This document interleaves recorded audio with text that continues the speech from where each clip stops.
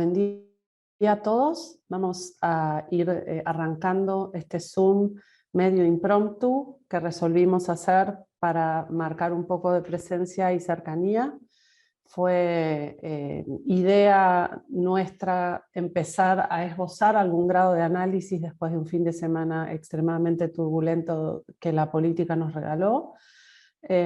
Fue alocado, el mercado reaccionó rápido, incluso en feriado de mercados en el exterior por el Día de la Independencia en los Estados Unidos. Tenemos un riesgo país en alza, los títulos argentinos bajando y titulares de rispideces casi reconciliables desde lo que es la política. Entonces lo que se nos ocurrió desde el directorio de Cohen y charlando un poco con Martín es esbozar una pregunta e incorporar o salimos a contactar a un querido amigo nuestro, Lucas Romero, politólogo y presidente y fundador partner de Sinopsis, para que entre los dos nos ayuden a empezar a hacer un análisis un poquito más detallado de qué es lo que nos espera en la realidad y cuáles van a ser las variables que tenemos que mirar. Esto fue convocado ayer, así que bueno, nos gusta mucho tener la convocatoria que estamos teniendo y le agradecemos infinitamente tanto a Martín como a Lucas la disponibilidad y la inteligencia para ayudarnos a analizar un poco los datos que se vienen. Sin más, yo no largaría con preguntas, no sé si lo que quieren es arrancar con algún tipo de presentación o les hago una pregunta puntual. ¿Es política o es economía? ¿Cuál va primero? Bueno, gracias Ana, gracias Martín por la invitación. Es difícil poner un poco de luz entre tanta incertidumbre y creo que hiciste una pregunta central, ¿no? Fundamental, tratar de entender claramente frente a una situación económica que plantea muchas dificultades, bueno, cuánto de responsabilidad tiene la política. Yo traje una pequeña presentación que intenta ordenar un poco mi reflexión. Si les parece, yo se las comparto, que tiene que ver también con tratar de responder esa pregunta, Ana, y después, en todo caso, Martín complementará desde la perspectiva económica. Así que, si me permiten, quiero compartir pantalla. Y yo sé que la coyuntura nos llama, claramente lo que ocurrió este fin de semana es lo que atiende el foco de atención, pero quiero tomar un poquitito de perspectiva, y voy a ir a ver y a mostrar un poco lo que ha sido este ciclo del Frente de Todos, porque en definitiva, lo que se ve hoy en la escena, y lo que se ve hoy es claramente la crisis que está atravesando el oficialismo, bueno, tiene sus fundamentals en el origen de este ciclo, en la gestión de esta coalición, y en ese ya tan mencionado desacople entre el poder formal y el poder real, que se percibió cuando se gestó la fórmula propuesta por esta coalición en el proceso electoral y que finalmente nos generó sospechas e interrogantes respecto de cómo iba a funcionar esta coalición de gobierno. Bueno, sucedieron muchas cosas a lo largo de estos 2 años y medio, la elección presidencial, el mandato económico recogido, el inicio de la pandemia, la derrota electoral de medio término, pero yo creo que cuando los historiadores analicen este ciclo van a identificar en el 28 de enero un punto de quiebre, una divisoria de aguas en 2 etapas bien diferenciadas de este ciclo, pero con digamos, resultados similares, porque lo que vimos hasta el 28 de enero de este año fue una coalición a la que le costó funcionar, no podía ponerse de acuerdo, un presidente que nunca quiso imponer su criterio, siempre trató de cuidar y preservar la unidad. Hay que entender para entender cómo actúa Alberto Fernández, que Alberto Fernández cree que se debe más a la unidad del peronismo que a los votos que lo hicieron presidente. Él cree que su legitimidad de origen está en la unidad del peronismo, por eso se debe a esa unidad y trata de conservar los equilibrios de una coalición tan particular. Pero el 28 de enero tomó una decisión sin considerar la opinión de la vicepresidenta, por primera vez en su ciclo, y eso marcó el inicio de esta crisis que termina con el desenlace de la renuncia de Guzmán. Desde allí lo que vimos tampoco es una coalición que funcionó bien, pero en este caso porque quedó en desacuerdo con la decisión que había tomado Alberto Fernández el 28 de enero de acordar, de aceptarle al Fondo Monetario una propuesta de acuerdo que le permita sortear obviamente los vencimientos de deuda del stand-by 2018. lo que hemos visto hasta aquí, una política que no está ofreciendo capacidad de resolver los problemas y una economía que lógicamente no se corrige sola, ¿no? Los desequilibrios acumulados y agravados por la pandemia siguen estando en la escena, ¿no? Ahora, ya conocíamos el deterioro de las condiciones económicas en este ciclo. Sabíamos los desafíos y son desafíos que incluso se han ido agravando como consecuencia de la pandemia. La novedad en este momento, en el ahora, es el profundo deterioro en las condiciones políticas, y a eso me quiero hacer referencia, porque en definitiva, ¿a qué hago referencia con deterioro de las condiciones políticas? Bueno, a esto. La legitimidad popular, el principal combustible que tiene el proceso político, que tiene el liderazgo presidencial, los niveles de aprobación del desempeño del gobierno. Fíjense el dato de junio: 17% solamente aprueba el desempeño, 71% lo desaprueba, el nivel más alto, superando el pico ese que ven ustedes allí de 71,4, que fue la foto de Olivos. Ese pico lo registramos en agosto del año pasado con la foto de Olivos. Pero también en la imagen del presidente. Fíjense cómo se ha venido deteriorando la imagen del presidente: 18% solamente con imagen positiva de Alberto Fernández, 68,3% imagen negativa. Y quizás el dato más dramático, que es este, ¿no? Porque en definitiva gobernar no solo es decidir, sino también administrar expectativas. Y fíjense en lo que son las expectativas, ¿no? 13% solamente cree que el país va a estar mejor de acá a un año, el nivel más bajo de toda nuestra serie, con 67%, 68% creyendo que el país va a estar peor de acá a un año, lo cual habla de en qué profundidad están deprimidas las expectativas de la opinión pública. Pero crisis en el oficialismo, y decíamos, el problema, y acá empiezo a responder un poco a tu pregunta, Ana, el problema es antes político que económico, a pesar de la crisis económica. ¿Y por qué digo que es antes político? Bueno, política económica tiene dos componentes, ¿no? Hay un componente político allí, que es la decisión, el consenso, la voluntad política de que las decisiones que se tomen se implementen con éxito, y lógicamente después está el plano económico, las decisiones en sí mismas, cuál es la dirección o el rumbo económico que se está definiendo, cuál es el programa económico. Si repasamos la dimensión política, qué es lo que nos está ofreciendo el gobierno del Frente de Todos, este ciclo, repaso un poco entonces todo esto que vengo diciendo: vicios en la legitimidad de origen del liderazgo presidencial, deterioro en la legitimidad popular, es decir, lo que los politólogos llamamos la legitimidad del ejercicio. Los resultados de gestión no están consolidando el liderazgo presidencial, falta de conducción del proceso político dentro de la coalición por parte del presidente, desacuerdos en la coalición de gobierno, falta de mecanismos de resolución de esos conflictos, ¿no? Tenemos que tener una cena a oscuras, en silencio, sin que nadie se entere, entre el presidente y la vicepresidenta, para ver si se ponen de acuerdo. Pérdida de credibilidad y pérdida de confianza. Lógicamente después está la dimensión económica, esa se la dejo a Martín. Tenemos un programa con el Fondo Monetario, claramente es un programa que se construyó para llegar a 2023 sin asumir las responsabilidades de profundizar los desarreglos de la economía, pero no me quiero meter en ese punto. Sí quiero detenerme en que la dimensión política del asunto está ofreciendo muchos elementos que generan poca confianza respecto de cuáles son las condiciones políticas para encarar los desafíos económicos.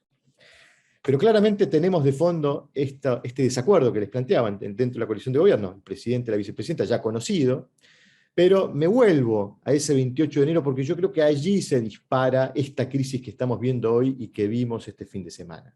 El presidente anuncia el acuerdo con el fondo sin el aval de Cristina, a los 3 días renuncia Máximo a la presidencia del bloque, unas semanas después no le aprueban el proyecto del Fondo Monetario en el Congreso de Gobierno, los legisladores no apoyaron ese programa. Unas semanas después, fines de abril, va Guzmán a Washington y vuelve de Washington sin cambios en las metas del acuerdo.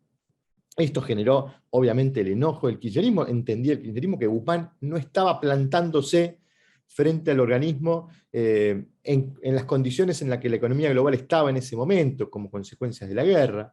Bueno, todo termina con la salida de Guzmán. Guzmán le presenta la renuncia a Alberto Fernández, y Cristina avala la designación de Silvina Batakis y se reúne con Alberto Fernández.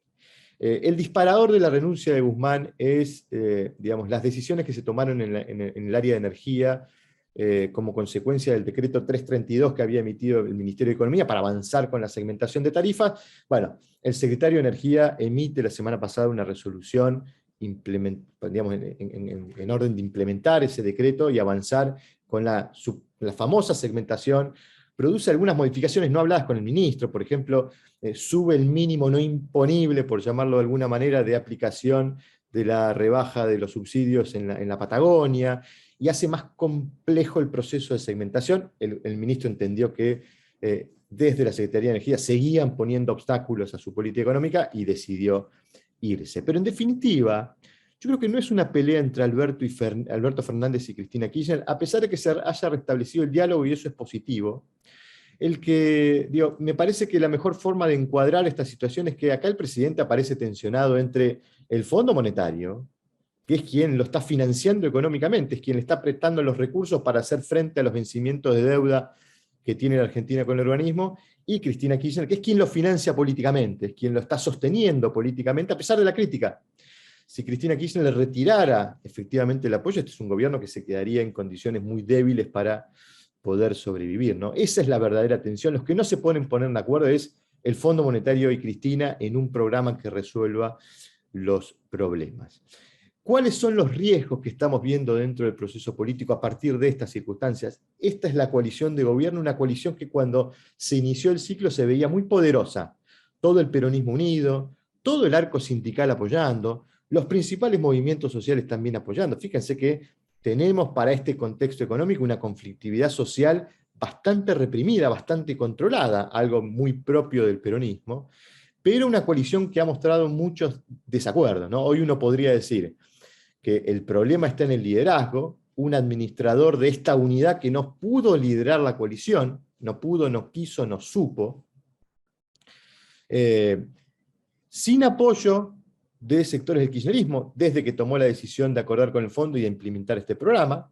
Digamos, han venido criticando sistemáticamente la política económica, con apoyo crítico del resto del peronismo y del sindicalismo, que lógicamente necesita resultados económicos para convalidar el apoyo a esta política económica, y con apoyo debido de los movimientos sociales. Están dentro del gobierno, están recibiendo fondos del gobierno, no se van a oponer al liderazgo de Alberto Fernández, porque además tiene buen vínculo Alberto Fernández con estos actores, pero lógicamente en las bases de las organizaciones sociales empieza a haber malestar. Ahora, cuando uno mira, digamos, cuál es la situación dentro de la coalición, bueno, son todos reclamos al presidente, ¿no? El kirchnerismo que use la lapicera, le pide resultados económicos, los gobernadores le dicen que gobierne bien, Massa le pide reestructurar el gabinete, el sindicalismo le dice que pare la inflación y que ofrezca resultados económicos positivos. Desde los movimientos sociales incluso le piden un ministerio, le piden más recursos. En definitiva, para un partido del poder, como es el peronismo, para un partido digamos, que necesita su presencia en el Estado, lo sustantivo es ganar las elecciones, y esto es lo que no está ofreciendo Alberto Fernández como garantía. Se lo dijo Cristina Kirchner el sábado en su discurso en Ensenada. Yo los llevé a la victoria. Lo único que espero es quienes tienen responsabilidades de gobernar nos lleven a la victoria en 2023. Es tan sencillo como eso entender la falta de liderazgo de Alberto Fernández. En la medida en que no pueda garantizar un resultado electoral positivo, va a surgir la desconfianza, va a crecer la falta de apoyo. Pero hay interrogantes que nos dejan planteado este fin de semana, y los dejo como disparadores, después los podemos charlar, pero bueno, cambiado Guzmán, entrada Silvina Batakis, ¿apoyará el kirchnerismo el rumbo económico o pedirán algo distinto? ¿Le pedirán a Silvina Batakis otras políticas económicas? ¿En qué medida Massa seguirá dejando que se le dilapide su margen de acción? Porque él pretendía entrar al gabinete con control pleno de la política económica, eso fue rechazado tanto por Cristina como por Alberto, y ahora queda Sergio Massa, digamos, preso de digamos, las dificultades que la coalición le ofrece a su futuro político y sin posibilidades de influencia o de incidencia. ¿Cuánto van a bancar las bases sindicales un proceso inflacionario que carcome su poder adquisitivo? ¿Hasta qué punto la dirigencia sindical va a soportar o a contener a las bases su mal humor respecto del rumbo económico? ¿Y podrán los movimientos sociales seguir administrando la política social? ¿Tendrán el mismo rol que tuvieron hasta aquí o le quitarán recursos y le quitarán control sobre la política social? Muchos interrogantes que no nos deja claro que esta crisis que sufrimos este fin de semana haya solucionado los problemas que la coalición nos venía mostrando. E insisto en este punto, a mi perspectiva, Esto es antes político que económico, aún a pesar de las circunstancias económicas, porque antes que tener un programa y un rumbo, necesitamos saber si va a haber consenso político y voluntad política de implementarlo. Y eso es lo que no nos está transmitiendo la coalición de gobierno certezas, ¿no? Bueno, ¿qué es lo que quiere Cristina? Cristina cree que la elección está perdida y se siente encerrada en el frente de todos. Ella siente que no puede romper, porque todo lo malo que ocurriese, si ella rompiese la coalición, va a ser achacado a su responsabilidad, sobre todo fuera del kirchnerismo, fuera de su espacio de influencia, ¿no? Le van a echar la culpa, entonces no quiere irse, no quiere romper, no puede romper. Pero sentía que había perdido el control del presidente desde el 28 de enero.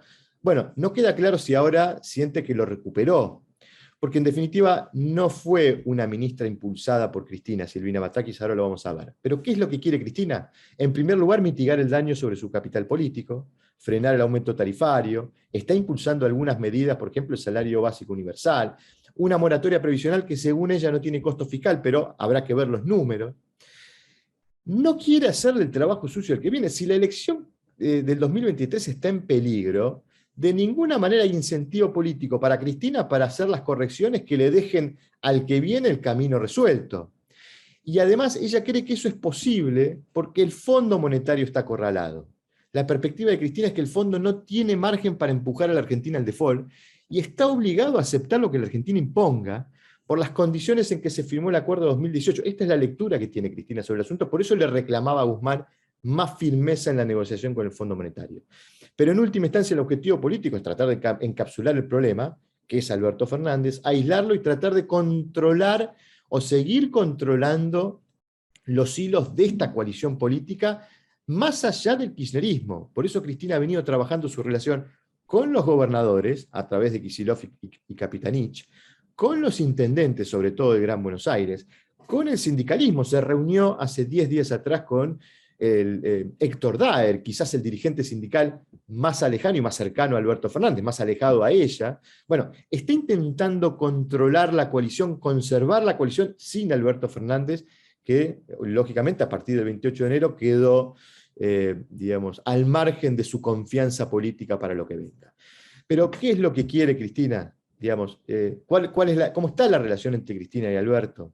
Bueno, tuvimos una cena en donde la información y los trascendidos que hemos podido recoger se cuestionaron mutuamente lo que ha venido sucediendo. Cristina no impulsó a Silvina Batakis, sí la avaló, pero eso no significa que está comprometida con el rumbo que defina Silvina Batakis. ¿Qué es lo que quiere Cristina en materia económica? Bueno, en primer lugar, ya está claro, lo planteó ella misma el sábado, es necesario avanzar hacia un salario básico universal que cubra a los 7 millones de personas en situación de vulnerabilidad. Esto es expandir el gasto social y la cobertura social. Está impulsando también desde el Congreso una moratoria previsional, según ella sin costo fiscal, porque se incorporan unos 800.000 beneficiarios al régimen previsional, pero según el proyecto financiado por los que van a adelantar deudas con el régimen previsional. Difícil que esa ecuación sea efectivamente así, por lo tanto creo que esto va a tener costo fiscal. Cree que se puede aumentar la presión impositiva, impulsar la renta inesperada, impulsar aumento de retenciones, avanzar más fuerte contra la evasión, y lógicamente cree que el programa con el fondo hay que modificarlo en sus metas fiscales de reserva y de emisión. Y en esto fundamentalmente quiero también destacarlo, porque esto es un comentario que le hizo el propio Kicillof a Batakis, que se le reclame al Fondo Monetario volver a recuperar la posibilidad de usar el dólar como ancla contra la inflación. Están pidiendo, o le van a pedir, según lo que le pide Kicillof a Batakis, que el Fondo Monetario otorgue algún margen para volver a utilizar el dólar como ancla en este contexto de aceleración inflacionaria, pero en definitiva, y hago una síntesis del pensamiento de Cristina, si se va a perder la elección, primero tratemos de ganarla. Y segundo, no le dejemos al que viene soluciones, en todo caso dejémosle problemas. Bueno, esta es la dificultad que enfrenta el proceso político para poder otorgarnos tranquilidad desde el plano económico.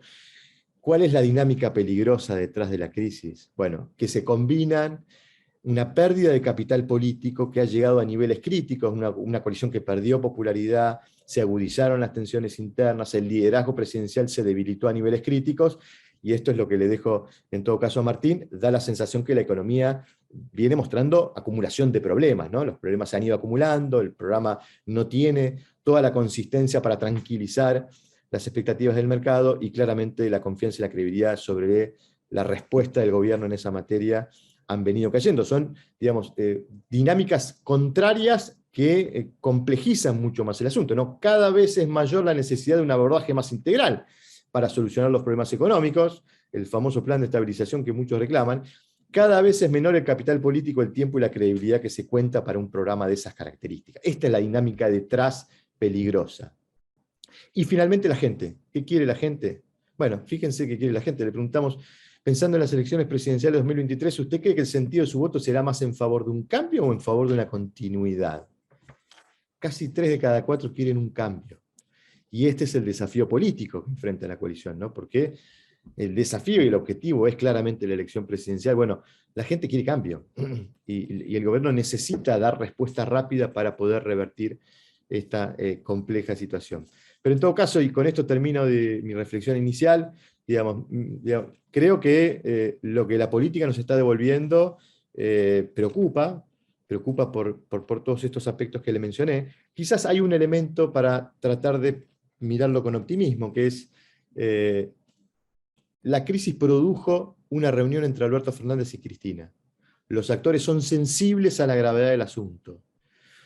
¿Disciplinará la circunstancia económica estas diferencias políticas? ¿Los disciplinará? ¿Los podrá, ayudar a que se pongan de acuerdo y puedan coordinar una respuesta frente a este desafío económico? Bueno, es un poco el aliciente que tenemos, ¿no? De si semejante situación económica, que se ha deteriorado tanto en estas últimas semanas, bueno, ayuda a que la coalición asuma la responsabilidad que tiene y contribuya a que el proceso político logre llevar este proceso sin turbulencias hacia el 2023.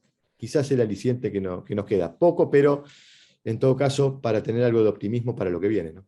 Ahí, Lucas, antes de pedirle ayuda a Martín para que nos traslade esto a los precios de los títulos y cómo empezar a cubrirnos frente a esta turbulencia, o si ya no nos estamos cubriendo, porque los precios así lo indican, me quedo con el dato de que casi 3 de 4 argentinos están buscando un cambio, y esto me levanta la pregunta de cuánto perciben que hay un cambio no solo de tinte político, sino de modelo o de estilo, y cuánto eso puede nutrir un impulso de la oposición, y quién se nutre de ese impulso de la oposición, porque un cambio radical también puede ser un Sí, voto... claro.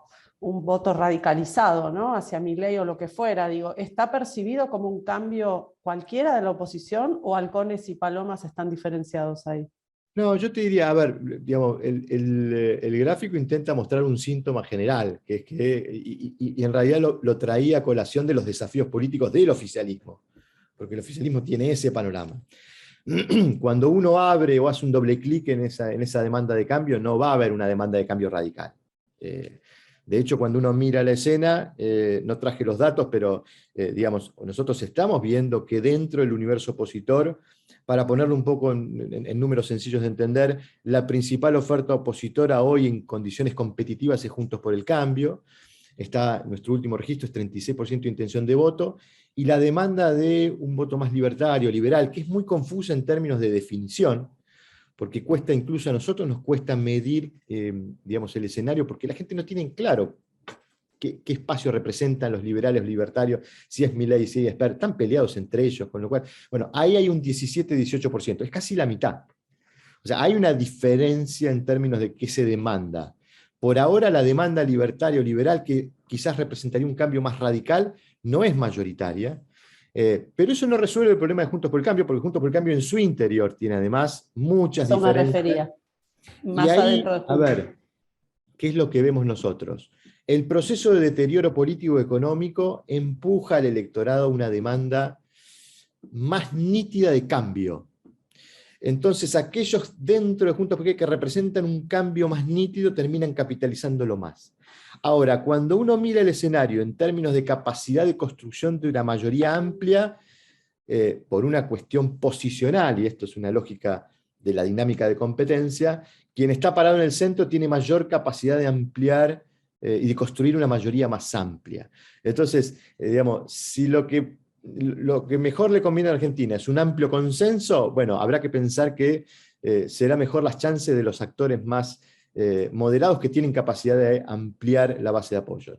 Si lo que se requiere es coraje para un cambio, digamos, radical de la circunstancia, bueno, posiblemente los representantes que intentan transmitir esa sensación capitalicen mejor el espíritu de lo que la gente demanda y bueno, y tendremos un cambio mucho más profundo, ¿no? Pero este es un poco el juego que vamos a mirar con mucha nitidez, a ver si se logran imponer los que están tratando de ofrecer un cambio más radical o aquellos los que están tratando de ofrecer un cambio que reúna amplio consenso político y social, que no es menor, porque para encarar los desafíos que va a haber que encarar se va a requerir de un amplio consenso político y social. Que se va a empezar a ir viendo, supongo, con las leyes que les vaya tirando el kirchnerismo que necesita que apruebe el Congreso en las próximas semanas, meses, etcétera, ¿no? Absolutamente, eso es un buen indicador para saber, bueno, qué es lo que cada uno está pensando en términos de cambio, ¿no?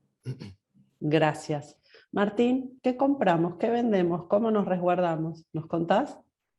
Bueno, mira, déjame primero hacer también un poco jugar, interpelar un poco con Lucas y jugar este juego de economía política, porque obviamente desde mi mirada la política serían los enfermeros y acá el problema lo tiene el cirujano, ¿no? Entonces, los enfermeros podrán decir si una camilla, qué sala va, pero si el que tiene que operar pone mal el bisturí, estamos en problemas. Yo creo que lo que tiene este gobierno, y por eso el valor de los activos nunca se recuperó durante esta gestión, fue un mal diagnóstico económico. Tienen un mal diagnóstico de qué es lo que necesita Argentina y por eso se sorprenden después cuando el mercado no le responde. Saquemos lo que pasó este último fin de semana. La dinámica de Argentina en los últimos 2 años, lo hemos hablado en todos nuestros House View, es un diagnóstico de Argentina como que no importa el desequilibrio fiscal de Argentina y que no importa que ese desequilibrio fiscal se financie con emisión monetaria y si no alcanza la emisión monetaria lo financiamos con pesos, total, esa deuda en pesos no importa. O la deuda que vale es la deuda con los bonistas extranjeros, con los bancos de inversión en dólares y con el Fondo Monetario, esos son los malos, y los deuda en pesos no tenemos por qué preocuparnos. Y así se movió Guzmán en estos 2 años, y así tuvimos el salto inflacionario que tenemos. Varias veces hemos visto que la inflación en Argentina tuvo ese veranito que generó la pandemia. Recuerden, julio del 2020, el presidente del Banco Central sacaba pecho que la inflación iba a converger a 1 dígito en Argentina en dos años. Tenemos que el ministro Guzmán en julio del 2020 creía que la inflación para el 2021 iba a estar por debajo del 28-27%. Sacaban pecho con esa situación cuando hacía 2 meses que habían emitido 7 puntos de PBI con emisión monetaria, ¿no? Obviamente se abrió la pandemia, se abrió la economía post-pandemia, los precios se fueron reacomodando y obviamente tuvimos un proceso inflacionario que de terminar al 38% en 2020, el año pasado terminó cerca del 50%, ¿no? Y teníamos el kirchnerismo que seguía diciendo que era la inflación de Macri nos dejó con 54, estamos en 50, no hay por qué preocuparse, ¿no? Al mismo tiempo, para ganar las elecciones, plan platita mediante otra tajada de emisión monetaria y sin que eso genere las condiciones necesarias para ajustar las cuentas públicas, ni siquiera digo consolidar las cuentas públicas. Seguimos haciendo un poco de memoria y ellos, pese a que no les importa el déficit fiscal, aunque después dicen que les importa, lo proponen con emisión con más carga impositiva. Cuando limpiamos, por eso a nosotros nos sorprendía que el kirchnerismo lo critique a Guzmán por ortodoxo, cuando las cuentas públicas no pararon de deteriorarse durante la gestión Guzmán.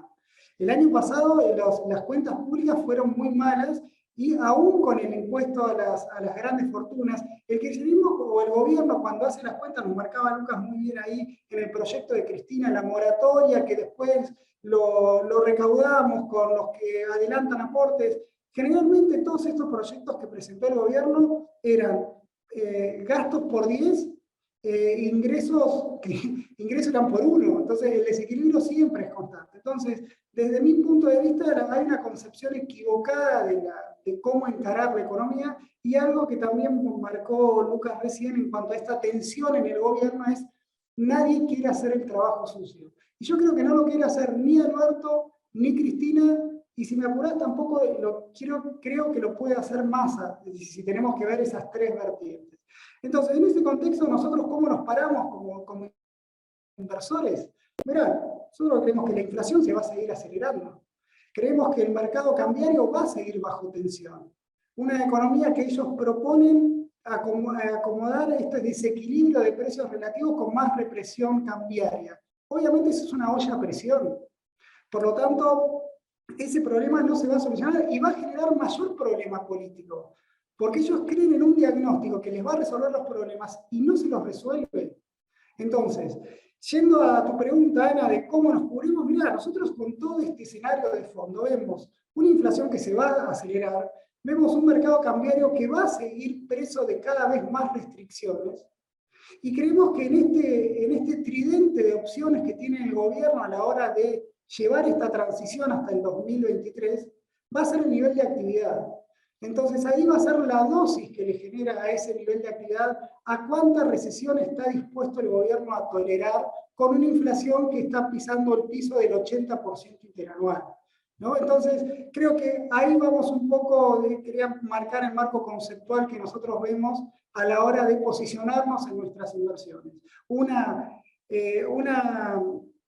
riesgo de una inflación más alta, un riesgo, el Banco Central con toda esta crisis, previo a la salida de Guzmán, ya Guzmán se había ido con casi un 25% de aumento de la base monetaria en junio, en un solo mes. Digamos, después lo esterilizan, hacen todas esas cosas que después critican, pero lo hacen igual. Entonces, ya la herencia que le deja a Batakis es pesada, ¿no? Batakis, al mismo tiempo, vamos a los antecedentes económicos de Batakis, ni hablar cómo fue la gestión de Scioli en la provincia de Buenos Aires, fiscalmente muy expansivo, por más que después digan, bueno, Cristina le pisó la caja y no le daba las transferencias, por eso desequilibrio, vos ves los gastos de la política fiscal que hizo la provincia de Buenos Aires, no son los mejores antecedentes. ¿Ves? La ministra Batakis era la secretaria de Coordinación Fiscal con las provincias. Bueno, en los primeros 5 meses las transferencias a provincias crecieron al doble que el gasto, al nivel de subsidios. O sea, hay una impronta que esto se soluciona con más estímulo fiscal en un contexto en que no tenés cómo financiar. Entonces, nosotros vemos que esa columna vertebral de razonamiento, o si querés, de programa económico, para mí ese es el programa económico. Yo diciendo cuando dice que no hay programa económico, hay programa económico y es esto. Lo que pasa es que no tienen los resultados que ellos creen que va a tener este resultado económico. Perdón, pero quizás estoy con una impronta más, si querés, de política económica que de política, pero es importante para decir por qué nosotros recomendamos esto. Nosotros creemos que la inflación se va a seguir acelerando. No vemos el riesgo de default, creemos que está en el mapa, no lo vemos en el corto plazo, obviamente, creemos que hay muchas cosas, hay mucha tela para cortar previo a llegar a esa situación tan extrema. Y por otro lado, creemos que la presión del mercado cambiario va a seguir. Nos comimos, Ana y Lucas, en el último semestre, un shock de términos de intercambio entero. 15.000 millones de dólares que nos llegaron 4.000 millones de dólares adicionales del año pasado, sin acordar con el fondo, algo que nos llegó de regalo, y las reservas internacionales navegan ahí en sus 3.000 millones netos, por decir un número, 3.000, 5.000, lo que quieran, no alcanzan, digamos, y no aumentaron. Y no es 2014 que cuando hicieron la devaluación de Kicillof tenían 15.000 para hacer ese ajuste de tipo de cambio. Hoy el gobierno no tiene esa posibilidad de hacer una devaluación ordenada. Entonces, por eso nosotros creemos que vamos hacia más cepo, o por lo menos más control de cambios, por ser más más justo con el término, y más caída del nivel de actividad como si me preguntas, es el menor de los males que podemos estar teniendo. Así que ese es un poco ese panorama a dientes apretados, y a la hora de inversión, obviamente, digamos, todo lo que es ajustable por inflación, pero todo corto. Este es un partido de acá a 18 meses que vamos a tener que ir viendo todos los meses. Nos vencen 400.000 millones de pesos todos los meses, cuánto renovó, vamos a ver el déficit fiscal. Los datos fiscales de primer semestre, vamos a sacar el primer trimestre que no había acuerdo con el fondo. Vamos a hacer los datos fiscales del segundo trimestre, ahora va a salir junio en 2 días, son muy malos.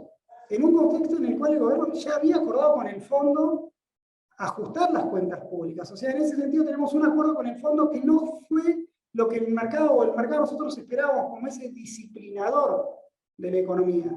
Entonces, como bien lo marcó Lucas, eso fue un acuerdo más político, que obviamente las metas se van a ir cambiando, es un poco irrisorio decir, te cambio las metas trimestrales pero no las anuales, ese es el preludio para decir que las metas anuales no las van a cumplir. Entonces, uno se sienta en el mercado y dice, bueno, ¿cuánto tengo de déficit fiscal para este año? 3,5. ¿Cómo lo voy a financiar? Bueno, venir financiando al 120%. Bueno, ¿cuánto fue el último mes? Ahí, justo, 100%, no me sobra nada.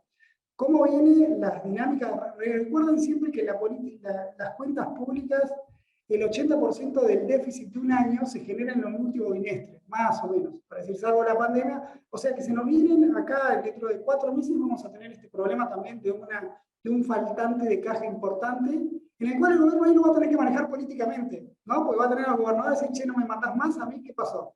Te avalé a Batakis, o si es, perdón Lucas, pero sí es la lectura que puedo hacer, te avalé a Batakis para que sea la ministra y nos corta los fondos. ¿Cómo es esto?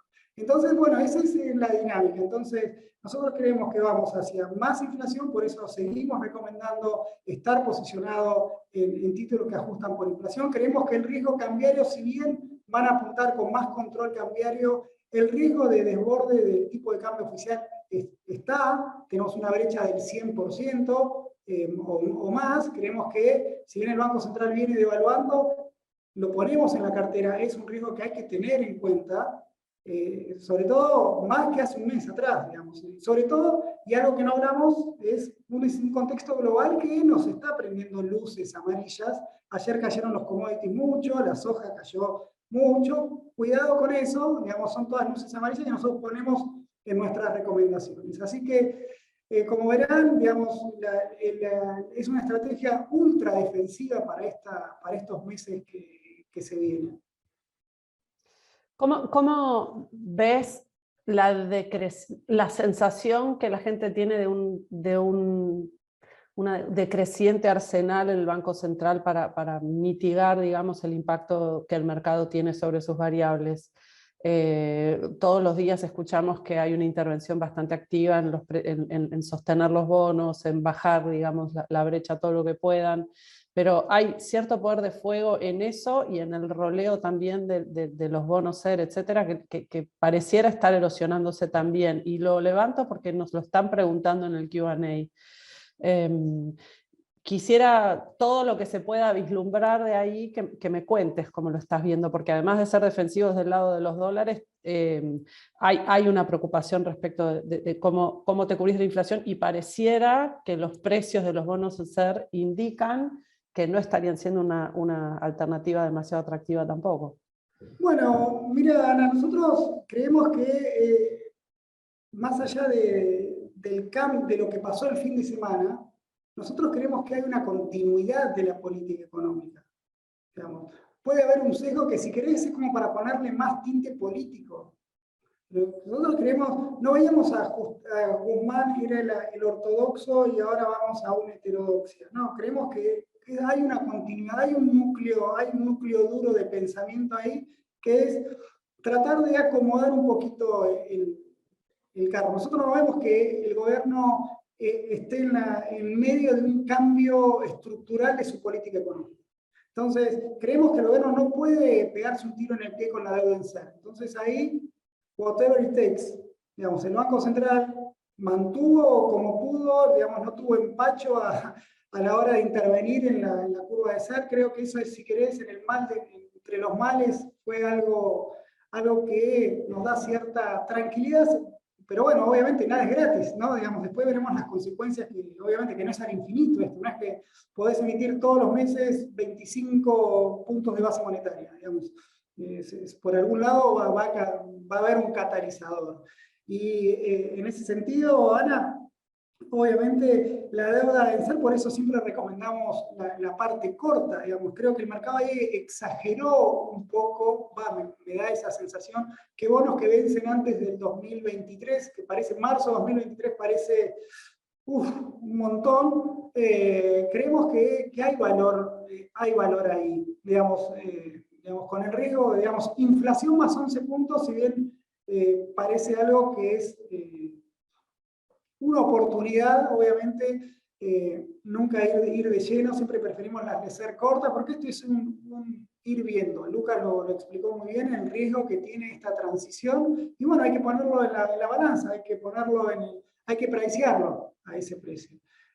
También, como te dije, los instrumentos ajustables por tipo de cambio son otra opción que, obviamente, una brecha del 100%. Un real brasileño que ya te pasó a 5.30. Y todas las cuestiones macro que te describí anteriormente, que se van a agudizar en el segundo semestre, te obligan a decir, bueno, el tipo de cambio es una variable de ajuste en algún momento. Vos me preguntás, mira, creo que un ajuste cambiario discreto en este contexto, me meto en el terreno de Lucas, sería disruptivo políticamente. Me parecería que ahí el gobierno sería la última carta que juegue.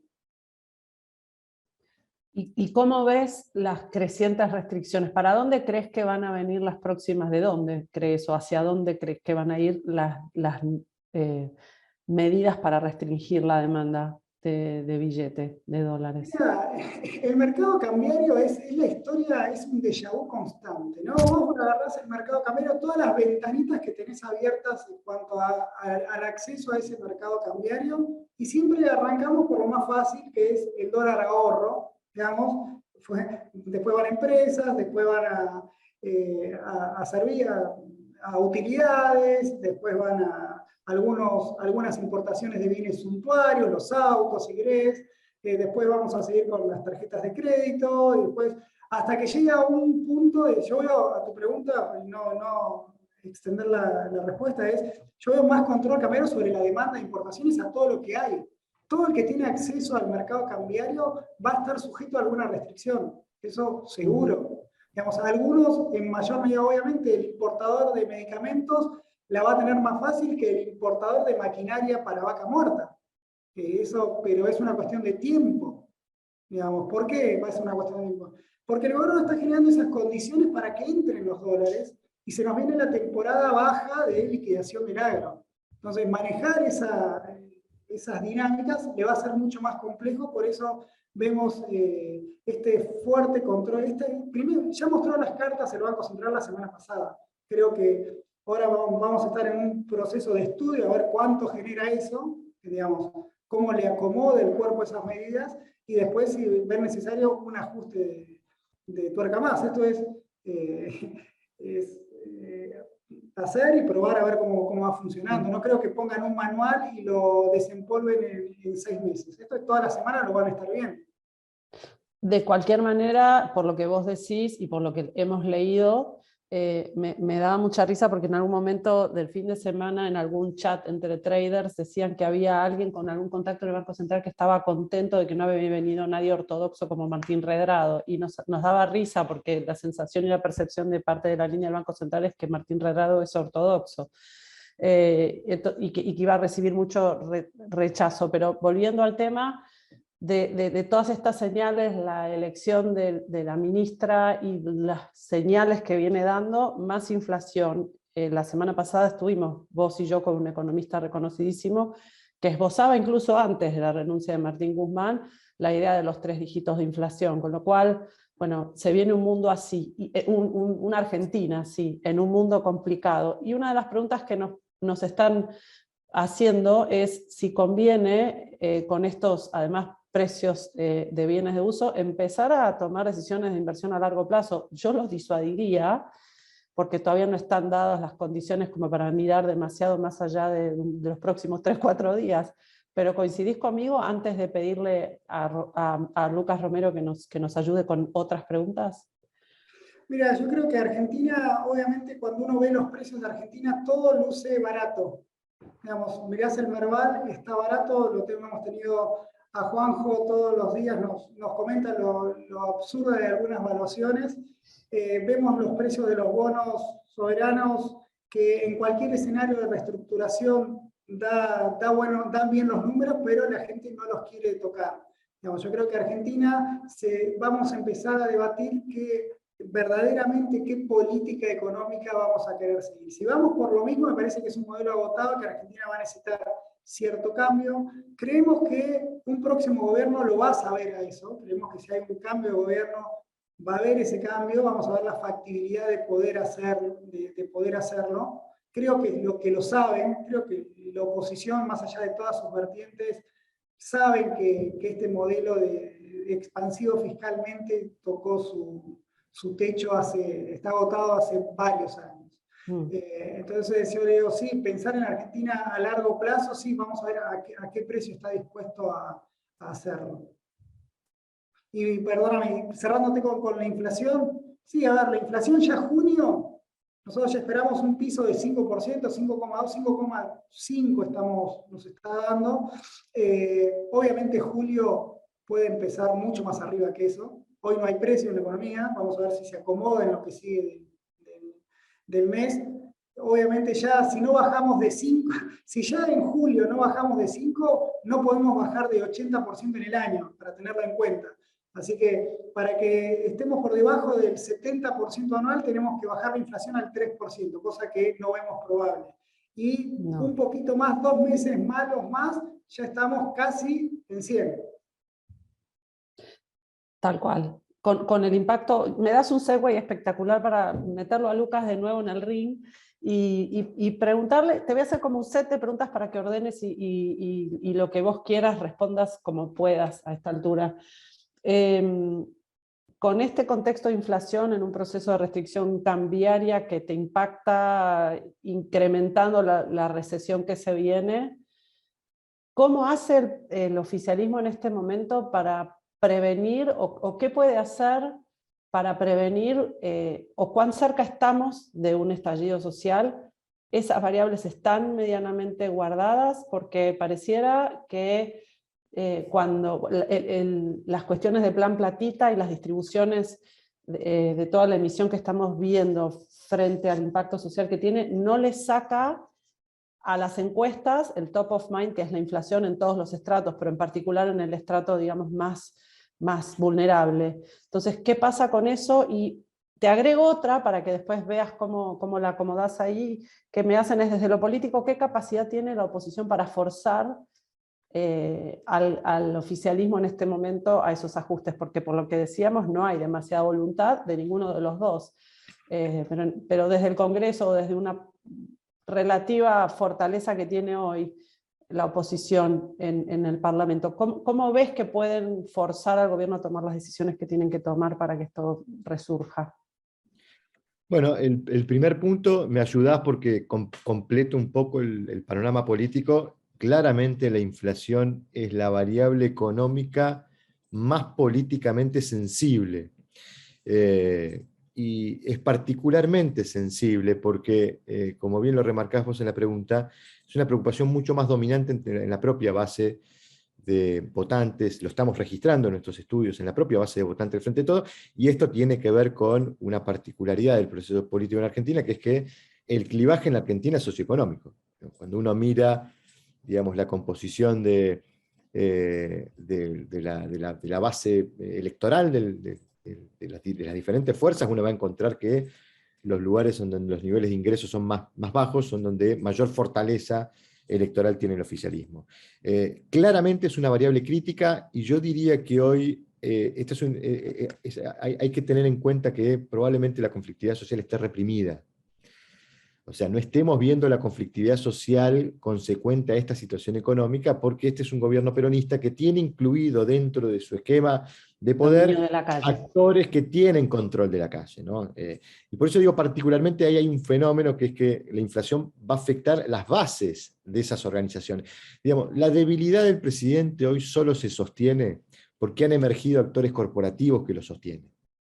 Digamos, desde el momento en que el kirchnerismo le retira el apoyo a este presidente, el presidente se sostiene esencialmente con dos actores muy relevantes en el control de la conflictividad social, que son los sindicatos y los movimientos sociales. Los dos actores están sosteniendo el liderazgo del presidente, y algún sector empresario que entendía que, bueno, había que sostener al presidente porque si no se podía, digamos, depositar el proceso en un escenario mucho más inconveniente. Bueno, estos dos actores que lo están ayudando al gobierno a controlar la conflictividad social también están bajo presión precisamente por esa variable que es la inflación. Particularmente, digo, para señalar, los procesos paritarios hoy están con paritarias que arreglaron acuerdos de aumentos en torno al 60%. Es cierto, todos tienen cláusulas de revisión, pero lo que vamos a ver a partir de ahora y a partir del proceso de inflación de julio es sindicatos presionando para reabrir paritarias y poder corregir una inflación no prevista en el momento en que se firmaron los acuerdos, sobre todo los que firmaron acuerdos al comienzo del proceso paritario de este año. Y después, obviamente, la necesidad de ir atendiendo demandas sociales, de movimientos sociales que frente a la inflación, digo, el salario informal, el último dato que tenemos, que es el de abril, el del índice de salario, está corriendo 10 puntos por debajo de la inflación, está destruyéndose también, y eso es falta de cobertura para los sectores más vulnerables, y eso es riesgo de conflictividad social creciente en términos políticos. Y yo te diría que, digo, para tomar algunas cositas también de lo que dijo Martín, ¿no? Yo coincido, no hubo cambio de programa con el cambio de ministro, en todo caso, el kirchnerismo entenderá que hay más permeabilidad para tratar de imponerle algunas decisiones que no se le podían imponer a Guzmán, y tampoco hablo de un programa con el Fondo Monetario que estemos respetando, ni siquiera estamos respetando un mal programa acordado con el Fondo, ese es el problema de fondo. Coincido con Martín en que hay poco margen para hacer correcciones de tipo de cambio en este contexto político, ¿no? No hay gasolina. Así como algunos, voy a tomar un concepto que estoy escuchando de los economistas, no hay reservas en el Banco Central para dolarizar la economía, bueno, no hay capital político para ajustar el tipo de cambio de manera brusca, porque eso sería más inflación y eso lógicamente forzaría la posibilidad de un riesgo de mayor conflictividad social. Y me preguntaste la oposición, yo creo que la oposición no tiene margen para forzar al gobierno a hacer las correcciones de la economía, porque eso tendría un costo político. La oposición no va a tener incentivo para asumir un costo político de anunciar o pretender impulsar un ajuste. En todo caso, hoy la oposición está colaborando con no agregarle más nafta al fuego. Yo creo que ese va a ser el rol de la oposición. Y ahí yo diría, lo curioso es que cuando uno se pregunta qué escenarios disruptivos tenemos por delante, es posible que el presidente pierda sostén y se pueda caer. Yo creo que ahí tiene una ventaja el presidente, que es que no hay ningún actor serio que esté operando positivamente para su caída. Porque ni siquiera a la oposición le conviene que Alberto Fernández se caiga. Porque si Alberto Fernández se cae, la oposición se tiene que hacer cargo de esto en estas condiciones, y quizás la oposición espera que cuando se haga cargo en una situación, digamos, más benévola, con correcciones hechas por la fuerza o por la decisión del gobierno. Entonces, no hay, y tampoco hay actores corporativos que estén impulsando una caída de Alberto Fernández, pero eso no quita que el capital político sea poco para encarar, digamos, programas integrales o para encarar correcciones bruscas como una devaluación fuerte del tipo de cambio. Gracias, Lucas. Y para cerrar un poco, porque se nos va cumpliendo la hora, Martín, si tuvieras que componer una cartera equilibrada en riesgos, ¿cuánto de esto iría a la exposición al dólar y cuánto serían bonos SER o algún equivalente que te proteja un poco de la inflación? Bueno, mira, gracias Ana, es una consulta ahí que nos hicieron los participantes. Mira, nosotros creemos que siempre en un universo de muy corto plazo, con dientes apretados, nosotros creemos que hoy por hoy el contado con liquidación, este salto que tuvo, es un salto razonable de acuerdo a las condiciones, no fue algo que cae de la luna y nos sorprende. Creemos que En estos próximos meses, como todavía tenés algo, digamos, la temporada alta de liquidaciones todavía algo te va a seguir dando y el Banco Central va a estar a la espera de estos resultados, de este apretón cambiario, probablemente vos tengas que desde el Banco Central, ojalá, digamos, los primeros 2-3 días no fueron muy optimistas, pero suponiendo que a lo largo del mes ya también se te pasa la temporada alta de pago de importaciones de energía. Entonces, en ese sentido, el mercado cambiario en estos meses se puede estar estabilizando en una especie de un wait and see. Entonces, en ese sentido, nuestra cartera de contado, con, digamos, el que apuntarle un poco a cubrirse de ese, al contado con liquidación, supongamos la cartera más cerca de un 40%. Obviamente hace 2 meses nuestra ponderación era del 15%, como es público notorio, lo hemos mejorado. Seguimos insistiendo que la mejor alternativa en esto son las laser cortas porque vemos una inflación muy alta.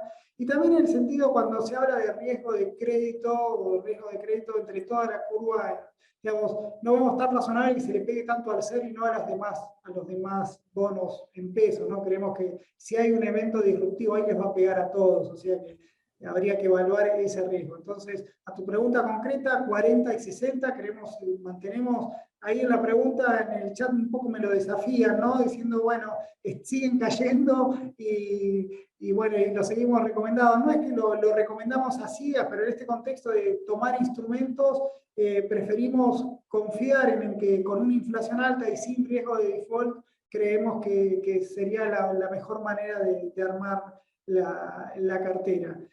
Así que no sé si hay alguna otra pregunta. Inflación, ahí veo inflación de 7, 8. Medio apresurado tirar un número hoy de cuánto puede ser la inflación. Obviamente hay precios que ya picaron en punta.